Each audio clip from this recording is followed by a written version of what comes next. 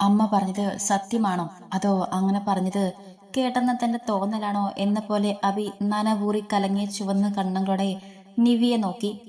അവൾക്കും കേട്ട വാർത്ത വിശ്വസിക്കാൻ ആയിട്ടില്ല എന്ന പകച്ചുള്ള നോട്ടത്തിൽ നിന്നും അവന് മനസ്സിലായിരുന്നു. ഇങ്ങ് വാടാ. അവന്റെ ആ നിൽപ്പ് കാണി കൈ നീട്ടി അഭി വിളിച്ചു രാധിക. അമ്മ ഞാൻ എനിക്ക് അവർക്കടുത്ത് വന്ന നിലത്ത് മുട്ടുകുത്തി നിന്നവൻ എന്ത് പറയണമെന്നറിയാതെ പതറിക്കൊണ്ട് അവരുടെ കൈകളിൽ മുറുക്ക പിടിച്ചു. രാധികയുടെ മടിയിൽ നിന്ന് മെല്ലെ എഴുന്നേറ്റിരുന്ന നിവി അവന്റെ ആ വല്ലാതെയുള്ള ഇരിപ്പ് കാണി കണ്ണു നിറച്ച് രാധികയെ നോക്കി. ഹയ്യേ, എന്താടാ ഇത്? ഞാൻ എന്റെ ഒരു സംശയം പറഞ്ഞതാണ് ചെക്ക. അതിന് രണ്ടും കൂടെ എങ്ങനെ കണ്ണു നിറച്ചിരിക്കുവാണോ വേണ്ടത്? രണ്ടാളെയും ഒരുപോലെ ചേർത്ത് പിടിച്ചുകൊണ്ട് രാധിക പറഞ്ഞു. അന്നേരം അവളുടെ കണ്ണുകൾ നിറഞ്ഞു പോയത് സന്തോഷം കൊണ്ട് തന്നെയായിരുന്നു. അല്ലെങ്കിലും എന്നോ തകർന്നു പോയെന്ന് കരുതിയ മകന്റെ ജീവിതം കൺമുന്നിൽ ഇങ്ങനെ തളർത്തു നിൽക്കുന്നത് കാണേ ആ അമ്മയ്ക്ക് എങ്ങനെ മതിമറന്ന് സന്തോഷിക്കാതിരിക്കാനാകും? അമ്മ, ഞങ്ങളിപ്പോ തന്നെ ഹോസ്പിറ്റലിലേക്ക് പോയാലോ? ഇങ്ങനെ ഒരു സംശയം തോന്നിയ സ്ഥിതിക്ക് ഇനി വൈകിട്ട് വരെ കാത്തിരിക്കാൻ വയ്യ. കണ്ണൊക്കെ തുടച്ച് നിവി ഒന്ന് നോക്കിയിട്ടാണ് അബി അത് ചോദിച്ചത്. അത് പിന്നെ ചോദിക്കാനുണ്ടോടാ? രണ്ടാളും കൂടെ പോയിട്ട് വാ. ആ പിള്ളേർ വരുന്നത് കൊണ്ട് ഇല്ലെങ്കിൽ ഞാനും വന്നേനെ. പിന്നെ ഇപ്പോ ഞാൻ പറഞ്ഞത് എന്റെ തോന്നൽ മാത്രമാണെന്ന് ഡോക്ടർ പറഞ്ഞാലും മനസ്സ് വിഷമിപ്പിക്കാതെ ഓടിങ്ങ് പോന്നേക്കണം കേട്ടോ. രണ്ടാളിലെയും കവിൾ ചുണ്ട് ചേർത്തോണ്ട് രാധിക പറഞ്ഞത്. അവ മെല്ലെ ഒന്ന് മോളി. എന്നാ പിന്നെ ഇവിടെ ഇരുന്ന് താമസിക്കണ്ട, വേഗം പോകാൻ നോക്ക്. നിവിയുടെ തലയിൽ നിന്ന് തലോടിക്കൊണ്ട് അവർ പറഞ്ഞു. കുഞ്ഞി കുട്ടികളെ പോലെ രാധികയെ നോക്കി തലയാട്ടി സമ്മതിച്ചുകൊണ്ട് അബിക്കൊപ്പം മുറിയിലേക്ക് പോയി നിവി. ആദ്യം വീട്ടിലേക്ക് എത്തിയത് സച്ചി, മഞ്ജുവും ചിത്രയുമായിരുന്നു. അവർ അകത്തേക്ക് കയറും മുൻപ് തന്നെ രഞ്ജുവും ആര്യയും വേദവും എത്തി. കുഞ്ഞി എവിടെ ആന്റി? ഞാൻ വിളിച്ചിട്ട് അവൾ ഫോൺ എടുത്തില്ല. കാറിൽ നിന്നും ഇറങ്ങിയതും രാധികയ്ക്കൊപ്പം അവളെ കാണാഞ്ഞ ചുറ്റിന് നോക്കി ചുളിഞ്ഞ മുഖത്തോടെ നിറഞ്ഞും തിരക്കി. അവൾ ഇപ്പൊ വരും, നിങ്ങൾ ഇനി കയറി വാ പിള്ളാരെ. നിറഞ്ഞ ചിരിയോടെ ചിത്രയുടെ കയ്യിൽ പിടിച്ചുകൊണ്ട് രാധിക പറഞ്ഞു. നിവി എവിടെ പോയതാണമ്മേ? ആബിക്കൊപ്പം പോയതാണോ? വീടിനുള്ളിലേക്ക് കയറിയിട്ട് അകത്തൊക്കെ കണ്ണുകൾ കൊണ്ട് പരതി നോക്കുന്ന നിരഞ്ജനെ കാണെ രാധികയ്ക്ക് അടുത്തേക്ക് ഒട്ടി നാരി പതിയെ തിരക്കി. നിവി മോളെ കൊണ്ട് ഹോസ്പിറ്റലിൽ പോയതാണ് അബി. നിങ്ങളുടെ വെള്ളം കുടിക്കുമ്പോഴേക്കും അവരിങ്ങു വരും. പുഞ്ചിരിയോടെ രാധിക പറഞ്ഞതും നിരഞ്ജൻ ഞെട്ടി അവരെ നോക്കിക്കൊണ്ട് ഇരുന്നിടത്തുനിന്നും എഴുന്നേറ്റു. എന്റെ കുഞ്ഞിക്ക് എന്താ പറ്റിയത്? അവൾക്ക് വയ്യേ? അതുകൊണ്ടാണോ ഫോൺ പോലും എടുക്കാത്തത്? എന്നെ ഒന്ന് വിളിച്ചു പറഞ്ഞത് പോലും ഇല്ലല്ലോ.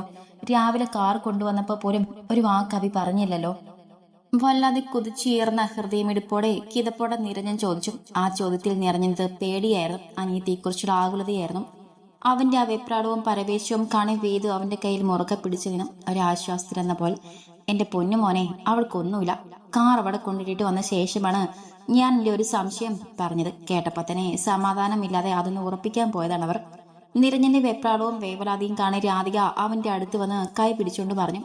എന്ത് എന്ത് സംശയമാണമ്മേ? അവൾക്ക് എന്താ? അഞ്ജു ആകാംക്ഷയോടെ ചോദിച്ചു. മോനെ രഞ്ജു, നീ നീ ഒരു അമ്മാവനാവാൻ പോവുകയാണോ എന്ന് എനിക്കൊരു സംശയം തോന്നി.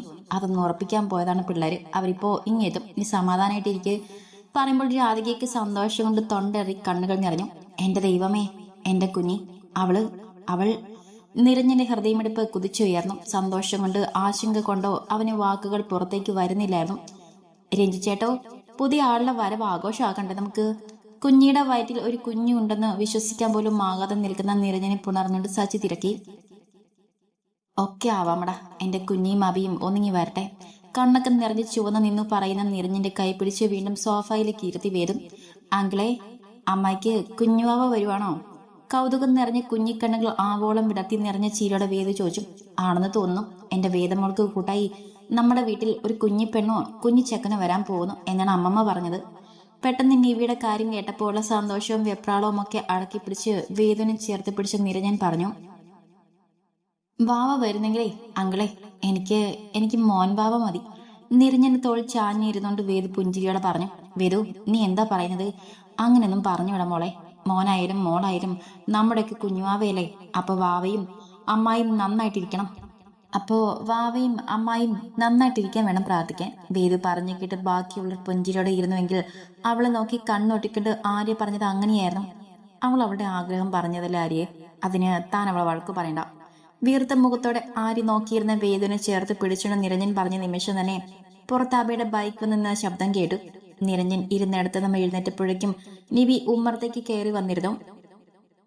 ഏട്ടാ, എനിക്ക് എനിക്ക് വാവ വന്നു. ഉമ്മറത്തേക്ക് കയറിയതും ആർത്ത് വിളിച്ചോണ്ട് നിവി ഹാളിൽ നിൽക്കുവായിരുന്ന നിരഞ്ജന്റെ അടുത്തേക്ക് പാഞ്ഞു വന്നു. നിവി, എടി പതുക്കെ. കുഞ്ഞി മോളെ ഇങ്ങനെ ഓടല്ലേ. അവളുടെ ഓട്ടം കണ്ട് നിരഞ്ജനും അബിയും ഒരുപോലെ പറഞ്ഞു പോയി. ഏടാ വാവ വന്നു. തന്നെ പൊതിഞ്ഞു പിടിച്ച നെഞ്ചോട് ചേർത്ത നിരഞ്ജന്റെ നെഞ്ചോരം പതുങ്ങി നിന്ന് സന്തോഷം കൊണ്ട് തുളുമ്പിപ്പോയ മിഴികളോടെ പറഞ്ഞു നിവി. ഏട്ടന്റെ കുഞ്ഞി, എന്റെ കുഞ്ഞിക്ക് ഒരു കുഞ്ഞു വാവ. ഏട്ടൻ ഇപ്പോഴും വിശ്വസിക്കാൻ പറ്റുന്നില്ല. ഏട്ടന്റെ കുഞ്ഞി പെണ്ണിന് ഹൃദയം നിറഞ്ഞു തുളുമ്പുന്ന സ്നേഹവും വാത്സല്യവും ചാൽച്ച് നീവിയുടെ നെറ്റിൽ മുത്തി വീണ്ടും അവളെ നെഞ്ചോട് ചേർത്ത് പിടിച്ചുകൊണ്ട് പറയുമ്പോൾ അവനും കരയുക തന്നെയായിരുന്നു. അയ്യേ നോക്കിയേട്ടാ. സന്തോഷിക്കേണ്ട സമയത്ത് കരഞ്ഞു നിലവിളിച്ചുകൊണ്ട് രണ്ടാളും. അഞ്ചു വാ പൊത്തി ചീരിച്ചുകൊണ്ടാണ് അബിയോട് പറഞ്ഞത്. ഇത് സങ്കടം കൊണ്ടുള്ള കണ്ണുനീരല്ല, ആനന്ദ കണ്ണുനീരാണ്. നിവിയുടെ നെറ്റിൽ ഒന്നുകൂടെ മുകർന്ന് പറഞ്ഞിട്ട് അടുത്തതും അവളുടെ സ്നേഹം നിറഞ്ഞ മനസ്സോടെ കാണുകയായിരുന്ന അബിയെ കൂടെ ചേർത്ത് പിടിച്ചുകൊണ്ട് നിരഞ്ജൻ പറഞ്ഞു. മതി മതി, ഏട്ടന്റെ മനീത്തിയും കൂടെ കരഞ്ഞത്. നിവിച്ച നീ വേഷമൊക്കെ മാറി വാ മോളെ. എന്തെങ്കിലും കഴിക്കോ കുടിക്കോ ഒക്കെ ചെയ്യണ്ടേ. നിരഞ്ജനും നിവിയെ മാറി മാറി നോക്കി പറഞ്ഞു രാധിക. അവിടെ സന്തോഷം നിറഞ്ഞ് വിങ്ങുന്ന മുഖത്തേക്ക് നോക്കി മൂളി നിവി. ആന്റി സന്തോഷായോ? നിരഞ്ജനിൽ നിന്ന് മടർന്നു മാറിയ നിവി രാധികയെ ചുറ്റി പിടിച്ചുകൊണ്ട് തിരക്കി. പിന്നെ സന്തോഷാവാതെ? ഒരുപാട് സന്തോഷമായി ആന്റിക്ക്. ഈ കുടുംബത്തിന് സന്തോഷം മുഴുവനും ഇപ്പോ നീ ഒരാളിലാണ്. നിവിയെ ചേർത്ത് പിടിച്ചുകൊണ്ട് നെറുകിൽ ഉമ്മ വെച്ചുകൊണ്ട് അവർ പറഞ്ഞു. ചെന്നി ഉടുപ്പൊക്കെ മാറി വാ. നീ ചെലബി. അവളെ തന്നെ കണ്ണിമ ചിമ്മാതെ നോക്കി നിൽക്കുന്ന ആബിയെ കൂടെ നോക്കിക്കൊണ്ട് അവർ പറഞ്ഞു. അമ്മ കുടിക്കാനെടുക്ക്. അപ്പോഴേക്കും ഞങ്ങൾ ഈ വേഷം ഒന്ന് മാറിട്ട് ഫ്രഷ് ആയിട്ട് വരാം. നിവയും ചേർത്ത് പിടിച്ച് പറഞ്ഞുകൊണ്ട് അബി മുറിയിലേക്ക് നടന്നു. മുറിക്കുള്ളിൽ കരുതും വാതിലടിച്ച് അതിൽ ചേർന്നുകൊണ്ട് നിവിയെ പുണർന്ന നെറുകിൽ ഉമ്മ വെച്ചു അബി. നിവി അവന്റെ ആ ചുടിൽ പതുങ്ങി കണ്ണുകൾ അടച്ചു നിന്നു. നിവി മോളെ. അവളുടെ മുഖം തെല്ലെന്ന് ഉയർത്തിക്കൊണ്ട് അബി വിളിച്ചു. മെല്ലെന്ന് മൂളിക്കൊണ്ട് അവൾ മിഴികൾ ഉയർത്തി അവനെ നോക്കി. എനിക്ക് വാവ, നമ്മുടെ വാവയെ കാണണം.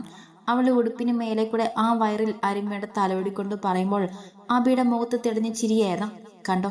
അതിനെന്തിനാ എന്നോടിങ്ങനെ ചോദിക്കുന്നേ? എത്തിക്കുത്തിന്ന് അവന്റെ നെറ്റിലും ഇരു കവളിലും ചുംബിച്ചുകൊണ്ടാണ് നിവി പറഞ്ഞത്. ആ നിമിഷം അബി അവളെ കോരി എടുത്തുകൊണ്ടുവന്ന് ബെഡിൽ കിടത്തിയിട്ട് അവൾക്കടുത്തിരുന്നു. ജിത്തുവേട്ടാ. കണ്ണ് ചിമ്മാതന്നെ നോക്കി അടുത്തിരിക്കുന്നവനെ നോക്കി മെല്ലെ വിളിച്ചു അവൾ. എനിക്കിപ്പോഴും വിശ്വാസം വരുന്നില്ലടി നമുക്കൊരു കുഞ്ഞു വരാൻ പോകുന്നെന്ന്. നിവിയുടെ കവളിൽ അമർത്തി ഉമ്മ വെച്ച് പറഞ്ഞിട്ട് അവളുടെ വയറിന് നേർക്ക് താഴ്ന്നു വന്നു അബി. ജിത്തുവേട്ടാ. അവൾ ഇട്ടിരുന്ന ടോപ്പ് വയറിന് മുകളിലേക്ക് അബി ഉയർത്തി വെച്ചതും അവളൊരു വിറയലോടെ വിളിച്ചു. ഞാൻ നമ്മുടെ വാവയെ കാണട്ടെ നിവി. വേറെ ഒന്നിനുമല്ല, നീ മിണ്ടാതെ കിടന്നേ. ആ വയറിൽ മൃദുവായി തലോടിക്കൊണ്ടാണ് അബി പറഞ്ഞത്. അവൻ പറഞ്ഞു കേട്ട് അവളൊന്ന് കുലുങ്ങി ചിരിച്ചുകൊണ്ട് മോളി. ആ ചേടപ്പൊന്നെ എന്തെടുക്കുക വാവേ? അച്ചയ്ക്ക് കാണാൻ കൊതിയായടാ. നിവിയുടെ ആ കുഞ്ഞു വയറിന്റെ ഓരോ കോണിലും ഉമ്മ വെച്ചും തലോടിയും അബി എന്തൊക്കെയോ പറഞ്ഞു. ഓ, ഒരച്ഛനും കുഞ്ഞും വന്നിരിക്കണം. മതി വാവയെ കൊഞ്ചിച്ചത്. ജിത്തുവേട്ടൻ പറയുന്നതൊന്നും കേൾക്കാനും അറിയാനും ഒന്നും ആയിട്ടില്ല വാവയ്ക്ക്. വയറിലാകെ അവന്റെ ചുണ്ടും വിരലും പരതി നടക്കുന്നതറിയേ പെണ്ണൊരു കുശുമ്പോടെ അവന്റെ മുഖം പിടിച്ചു മാറ്റിക്കൊണ്ട് പറഞ്ഞു. കുശുമ്പ് പിടിച്ചോ എന്റെ നിവിക്കുഞ്ഞിന്? ഉയർന്നു വന്നവൻ അവളുടെ മൂക്കിൻ മുമ്പിൽ മെല്ലെ നിന്ന് കടിച്ചുകൊണ്ട് ചോദിച്ചു. വാവ വന്നപ്പോ വാവയാണോ ജിത്തുവേട്ടനെ കൂടുതൽ ഇഷ്ടം? ബെഡിൽ എഴുന്നേറ്റിരുന്നുകൊണ്ട് ചോദിക്കുമ്പോൾ പെണ്ണിന്റെ കണ്ണൊക്കെ നിറഞ്ഞു തുളുമ്പി. എന്റെ കുഞ്ഞെ, നിന്റെ ഒരു കാര്യം, ഈ ലോകത്ത് നീ എനിക്ക് കഴിഞ്ഞ് വേറെ ആരും ഉള്ളെന്ന് നിനക്കറിയുന്നതല്ലേ? എന്റെ ജീവനെ നീയല്ലേ നിവി? പിന്നെ ആ കാര്യം പറഞ്ഞത് എന്തിനാടി കണ്ണു നിറയ്ക്കുന്നേ?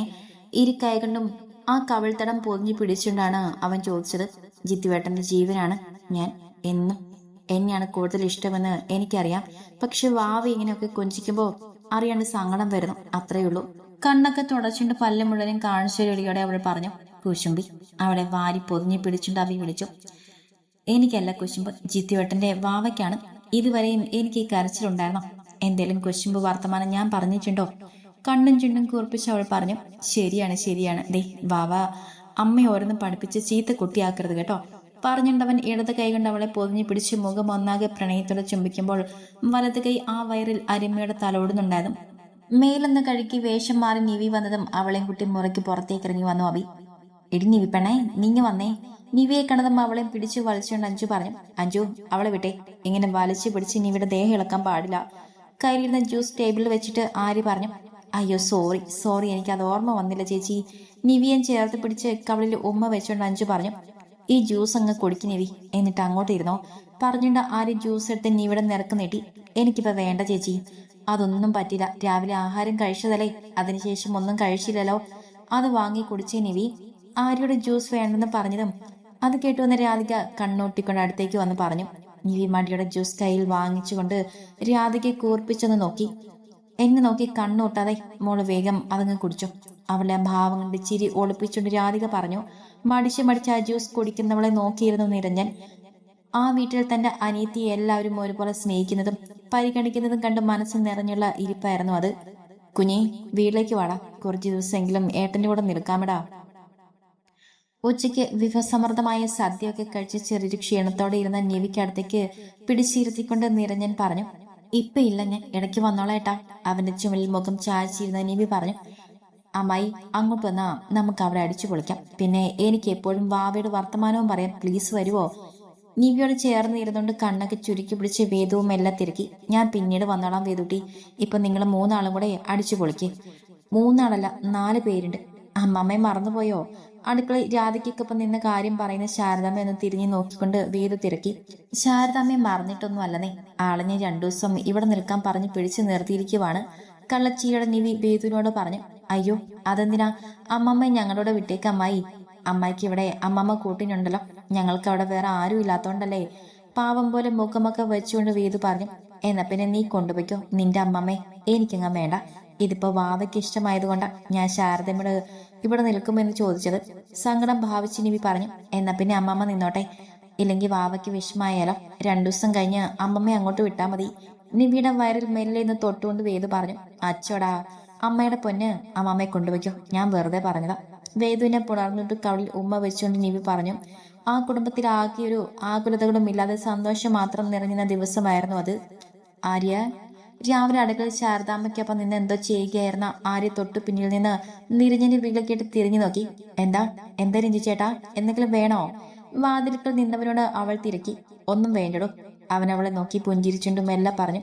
മോളെന്ന് അങ്ങോട്ട് ചെല്ലയോ? താൻ നിൽക്കുന്നത് കൊണ്ടാണ് അവനൊന്നും മിണ്ടാത്തെന്ന് കരുതി ശാരദാമ്മ പറഞ്ഞു.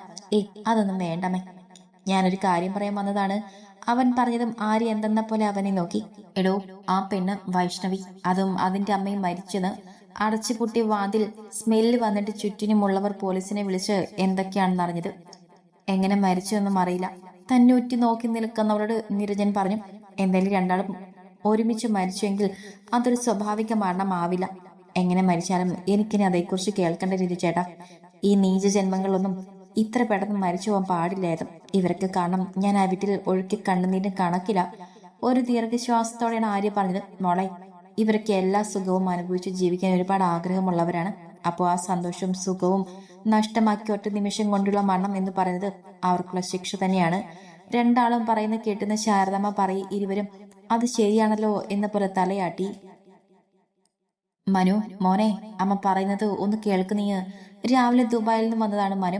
നാളെയാണ് ഡിവോഴ്സ് അനുവദിച്ചു കിട്ടുന്നത്. അത് വേണ്ടെന്ന് വെച്ച് വിഫയ്ക്കൊപ്പം അവൻ ജീവിക്കണം. അതിനെക്കുറിച്ചാണ് വിമല അവനോട് ഈ പറഞ്ഞുകൊണ്ടിരിക്കുന്നത്. അമ്മ എന്തൊക്കെ പറഞ്ഞാലും എനിക്ക് പറ്റില്ല. വിഫയെ ഇന്ന് വരെ എന്റെ ഭാര്യയെ കാണാൻ എനിക്ക് കഴിഞ്ഞിട്ടില്ല. ഇനിയും അവളെ പിടിച്ചു നിർത്തി അതിന്റെ കൂടെ ജീവിതം കളഞ്ഞു പൊളിച്ച് ആ ശാപം കൂടെ ഏൽക്കാൻ എനിക്ക് വയ്യ. ഇനി എന്നെ നിർബന്ധിക്കരുത്. ആ ഉമ്മറത്തെണ്ണയിൽ മുഖം കുനിച്ചിരുന്നുകൊണ്ട് മനു പറഞ്ഞു. എടാ മോനെ, ആ നിരഞ്ജന്റെ പെണ്ണ് കെട്ടി. നിവിക്കിത് കുഞ്ഞു വരാൻ പോകുന്നു. നീ അവളെ ഓർത്ത് അവരോട് ദ്രോഹം ചെയ്യുന്ന ചിന്തിച്ച് നിന്റെ ജീവിതം എന്തിനാണ് ഇങ്ങനെ നശിപ്പിക്കുന്നത് എന്നാണ് എനിക്ക് മനസ്സിലാകാത്തത്. നിർത്തി വിമലെ, കുറച്ചു നേരം ആയില്ലേ നീ പറയാൻ തുടങ്ങിയിട്ട്. അവന് വേണ്ടെങ്കിൽ വേണ്ട, ഇത് ഇവിടെ കൊണ്ട് തീരട്ടെ. അവൻ പറഞ്ഞതുപോലെ ആ പെങ്കൊച്ചിന്റെ ശാപം കൂടെ വാങ്ങി വെക്കേണ്ട. പിന്നെ നിവിയുടെയും നിരഞ്ജന്റെയും കാര്യം, ആ പിള്ളേരുടെ പേരുകൾ പോലും പറയാൻ ഇവിടെ ഉള്ളവർക്ക് അർഹതയില്ല. ഇനി അവരെ ചൊല്ലി ഒരു വർത്തമാനം കൂടെ ഇവിടെ ഉണ്ടാവരുത്. ഉണ്ടായാൽ വിമലയുടെ മുഖത്തെ നേരെ വിരൽ ചൂണ്ടിക്കടുത്ത ശബ്ദത്തിൽ പറഞ്ഞിട്ട് ദിവാകരൻ വീണിലേക്ക് കയറിപ്പോയി. ആ ഉമ്മറത്ത് ഒറ്റയ്ക്കിരിക്കുമ്പോൾ വിമലയ്ക്ക് കണ്ണീരടക്കാനായില്ല. ആകെയുള്ള ഒരു മകന്റെ ജീവിതം നാളെ കൊണ്ടില്ലാതാകും. എന്തോരം സ്വപ്നം കണ്ട് ആശിച്ച് മോഹിച്ച് നടത്തിയ കല്യാണമാണ്. പക്ഷെ ഒന്നിച്ചൊരു ജീവിതം തുടങ്ങുക പോലും ചെയ്യാതെ എല്ലാം അവസാനിപ്പിക്കുന്നു. എല്ലാവരും തെറ്റുകാരിയെന്ന് വിരൽ ചൂണ്ടുന്നത് തനിക്ക് നേരെയാണ്. കുറച്ചു മുൻപ് വിഭ പോലും പറഞ്ഞത് നിവിയെയും മനുവിനെയും പിരിക്കാൻ പാടില്ലായിരുന്നു എന്നാണ്. മനുവിനെ നിവിയെ അല്ലാതെ മറ്റാരെയും ഉൾക്കൊള്ളാനാവില്ലെന്നാണ്. ചെയ്തതെല്ലാം തെറ്റാണ്. ഒന്നും വേണ്ടായിരുന്നു. സ്വത്തിനും പണത്തിനും പിന്നാലെ പോയിട്ട് ഇപ്പൊ എന്ത് നേടി? ആകെയുള്ള മകന്റെ ജീവിതത്തിലെ സന്തോഷം നഷ്ടമായി എന്നതല്ലാതെ ഒന്നുമില്ല. ഇനി ജീവൻ പോകുവോളം ആ വേദന ഞാൻ അറിയണം. ഓരോന്നോർത്ത് വേദനയോടെ നിറഞ്ഞൊഴുകുന്ന കണ്ണുകൾ അടച്ച് ആ അരച്ചുമരിൽ ചാരിയിരുന്ന വിമല. ഹാളിലിരുന്ന അവിടെ ചെയ്തികളൊക്കെ കണ്ടിരുന്ന ദിവാകരനോ മനുവോ അവർക്കടുത്തേക്ക് വരികയോ ഒരു ആശ്വാസവാക്ക് പറയുകയോ ചെയ്തില്ല. ഹോ, എന്നാലും എനിക്ക് വിശ്വസിക്കാൻ പറ്റുന്നില്ല. ആ പെണ്ണും തള്ളയും ഈ ലോകം വിട്ടുപോയിന്ന്. എന്തായിരുന്നു അവറ്റുകളുടെ നാണം കെട്ട പ്രവർത്തികൾ. എന്റെ ചെറുക്കനെ ദ്രോഹിച്ചത് ചില്ലറയൊന്നുമല്ല. എന്റെ കൊച്ചിന്റെ സങ്കടം കണ്ട് ജീവിച്ച ആ കാലത്ത് ഇവർക്ക് നല്ല ശിക്ഷ കിട്ടണമെന്ന് ഞാൻ ആഗ്രഹിച്ചിരുന്നു. എന്റെ ആര്യയുടെ ജീവിതത്തിലും അവള് തന്നെയാണ് വിലത്തിയെന്നറിഞ്ഞപ്പോ കൂടുതൽ വീർത്തുപോയി. മനസ്സൊരുക്കി ദൈവത്തോട് പ്രാർത്ഥിച്ചിരുന്നു. പക്ഷെ ഇതിപ്പോ രണ്ടും കൂടി ഒരുമിച്ച് മരിച്ചെന്നൊക്കെ കേട്ടപ്പോ എന്താ പറയുക? വൈഷ്ണവിയുടെയും അമ്മയുടെയും കാര്യം അറിഞ്ഞ രാധികയ്ക്ക് അതങ്ങ് വിശ്വസിക്കാനാവുന്നില്ലായിരുന്നു. അവർക്ക് എന്താണ് പറയേണ്ടെന്ന് പോലും അറിയുന്നില്ലായിരുന്നു. വെറും മരണമല്ല മോളെ, കുത്തിയും വെട്ടിയും കൊന്നിട്ട് തള്ള സൂസൈഡ് ചെയ്തെന്നാണ് അമ്മ കേട്ടത്. വേണം, രണ്ടിനും അത്രയ്ക്കും ദ്രോഹമാണ് എന്റെ ചേട്ടനോടും ചേച്ചിയോടും ആ തള്ളയും മോളും ചെയ്തത്. ഒരാളുടെയും മരണത്തിൽ ഇങ്ങനെ സന്തോഷിക്കാൻ പാടില്ലെന്നാണെങ്കിലും ഇന്ന് ഈ വാർത്ത കേട്ടപ്പോൾ മനസ്സിൽ സന്തോഷം തന്നെയാണ് തോന്നുന്നത്. കാര്യം അറിഞ്ഞതും സച്ചിയെയും കുട്ടി ഓടി വന്ന അഞ്ജു സന്തോഷത്തോടെ പറഞ്ഞു. അവളുടെ വാക്കുകൾ തെറ്റില്ലെന്ന് തോന്നിയതിനാൽ രാധികൊന്നും പറഞ്ഞില്ല. ജിത്തുവേട്ടൻ ഇതിനെപ്പറ്റിയൊന്നും പറഞ്ഞില്ലല്ലോ ആന്റി. സച്ചിയോട് എന്തോ പറഞ്ഞ് പുറത്ത് നിൽക്കുന്നവനെ ഒന്ന് എത്തി നോക്കിയിട്ട് നിവി പറഞ്ഞു. അവൻ എന്താ മോളെ പറയുക? എന്തായാലും വിഷമൊന്നും തോന്നാൻ വഴിയില്ല. മനസ്സിലൊരാശ്വാസം തോന്നിയിരിക്കും, അത്ര തന്നെ. അവർ അടുക്കളയിലേക്ക് പോകും വഴി പറഞ്ഞു. ശരിയാണടി, ഏട്ടൻ ഈ ജീവിതത്തിൽ ഏറ്റവും കൂടുതൽ വെറുത്ത ആളുകളാണ് അവർ രണ്ടും. നിവിയും ചേർത്ത് പിടിച്ചുകൊണ്ട് അഞ്ചു പറഞ്ഞു. എന്റെ ജിത്തുവേട്ടന്റെയും ആര്യ ചേച്ചിയുടെയും ഏട്ടന്റെയും ഒക്കെ ജീവിതത്തിൽ കരിനീരിൽ വീഴ്ത്തിയവരൊക്കെ അവസാനിച്ചു, അല്ലേ അഞ്ചുവും? അത് ശരിയാണ്, അവർക്കൊക്കെ കിട്ടേണ്ട ശിക്ഷ കിട്ടി. പക്ഷെ നിന്നെ വേദനിപ്പിച്ചവന്, ആ മനുവിന് എന്ത് ശിക്ഷ കിട്ടി? അവനും അവന്റെ അമ്മയ്ക്കും കൂടെ ശിക്ഷ കിട്ടണം. ഒരു പെണ്ണിന്റെ പിന്നാലെ പ്രണയം നടിച്ചു നടന്ന് ചതിച്ചവനും പണം നോക്കി പറഞ്ഞ വാക്കു പാലിക്കാത്ത ആ തള്ളയ്ക്കും കൂടെ തക്കതായി ശിക്ഷ കിട്ടണം. തന്റെ മടിയിൽ കിടന്നുള്ള തലയിൽ തലോടിക്കൊണ്ട് അഞ്ചു പറഞ്ഞത്. എനിക്ക് ആരോടും ദേഷ്യമില്ലടി. അന്ന് മനുവും അവന്റെ അമ്മയും ഒക്കെ അങ്ങനെ ചെയ്തത് എന്റെ ജീവിതത്തിൽ നല്ലതായിട്ടേ വന്നുള്ളൂ. കുറച്ചേറെ ഞാൻ വിഷമിച്ചിട്ടുണ്ട് എന്നല്ല, പക്ഷെ ആ വേദനയും സങ്കടവും ഒക്കെ എനിക്ക് എന്റെ ജിത്തുവേട്ടനെ കിട്ടാനുള്ള നിമിത്തമായിരുന്നു എന്ന് വിശ്വസിക്കാനാണ് ഇഷ്ടം. അഞ്ജുവിന്റെ മടിയിൽ അങ്ങനെ തന്നെ കിടന്നാണ് നിവി പറഞ്ഞത്. എങ്കിലും പണത്തിനും സ്വത്തിനും ഒക്കെ മോഹിച്ചു നടക്കുന്ന അവനും അവന്റെ തള്ളയ്ക്കും എന്തെങ്കിലും ഒരു ശിക്ഷ കിട്ടണം നിവി. അന്നത്തെ നിന്റെ സങ്കടവും വേദനയും ഞാനാണ് ഏറ്റവും കൂടുതൽ കണ്ടിട്ടുള്ളത്. അവൻ ഗൾഫിൽ നിന്ന് വന്ന ദിവസവും അവന്റെ കല്യാണ ദിവസവും ഒക്കെ നീ അനുഭവിച്ച വേദന, അതിൽ നിന്ന് എങ്ങനെ നീ പുറത്തു കടന്നെന്ന് ഞാൻ ഇപ്പോഴും ഓർത്തു പോകാറുണ്ട്. എനിക്ക് ആ തള്ളയോട് ഉള്ളതിലും ദേഷ്യം ആ മനുവിനോടാണ്. ഇപ്പോഴും മനുവിനെ അരച്ചു കലക്കി കുടിക്കാനുള്ള ദേഷ്യത്തോടെ പറഞ്ഞു അഞ്ജു. എന്റെ അഞ്ജു, നീ ഇങ്ങനെ ടെൻഷൻ ആവാതെ. നിന്റെ ആഗ്രഹം പോലെ ആ മനുവിനും അവന്റെ അമ്മയ്ക്ക് ശിക്ഷ കിട്ടി. ഇന്ന് അവന്റെ ഡിവോഴ്സ് ആയിരുന്നു. അവർ ആറ്റു നോറ്റിരുന്ന സ്വത്തും പണവും ഒക്കെ നോക്കി മോന്റെ വിവാഹം നടത്തിയതല്ലേ. എന്നിട്ടിപ്പോ രണ്ടും രണ്ടായില്ലേ. ഇതൊക്കെ കണ്ടും കേട്ടും ആ തള്ളയ്ക്ക് പ്രഷർ കൂടി ഇപ്പോ ആശുപത്രിയിലായി. ആ ചെറുക്കൻ അവരെ പോലും തിരിഞ്ഞു നോക്കാതെ ഇന്ന് തന്നെ ഗൾഫിലേക്ക് തിരികെ പോകുന്നു. അഞ്ജുവിന് സങ്കടം പറച്ചിൽ കേട്ടു വന്ന സച്ചി അബിയുടെ തോളിൽ കൈയിട്ട് നിന്ന് ചിരിയോടെ പറഞ്ഞു. ഓ എന്റെ കാവിലമേ, ഇങ്ങനെ പ്രാർത്ഥന കേട്ടല്ലോ. ഈ ജന്മം അവരിനി പെണ്ണ് കിട്ടാതെ പോട്ടെ. അഞ്ച് തോഴു കൈയോടെ ഇരുന്ന് പറഞ്ഞു. അവളെ ആ പ്രവർത്തിക്കണേ നിവിയും സച്ചിയും അബിയും പൊട്ടിച്ചിരിച്ചു പോയി.